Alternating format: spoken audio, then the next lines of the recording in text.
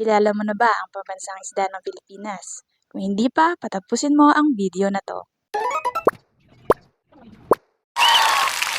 Ito ay ang milkfish or mas kilala bilang bangus na mayroong scientific name na Chanus chanus. At sila na nga lang pala yung the only living species in the family Chanidae.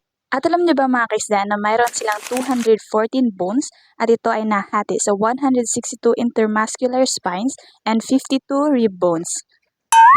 Halos hindi ako makahinga dun ah. At mayroon nga pala silang small, smooth, and flexible cycloid scales. And also they have large T4 caudal fin. At ang mga bangus nga mga kaisda, it's a source of animal protein, vitamin B complex, and selenium. Moreover, it is also rich in omega-3 fatty acids. At ito ay nakakatulong sa mga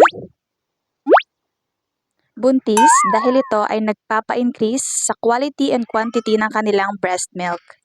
And take note para sa mga future RFPs, sa tingin ko lang ha, inuulit ko sa tingin ko lang na yung bangus ay hindi na mawawala sa mga questions sa board exam. Dahil hindi naman natin talaga alam kung ano yung lalabas sa board exam, kaya mas mabuti nang ready na tayo.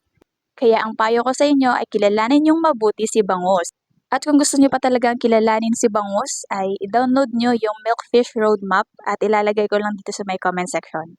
At hanggang dito na lang pala muna ang video natin mga kaisda. I hope na may natutuhan kayo for today's video. Dahil lamang ang may alam. See you to the next vlog. Bye!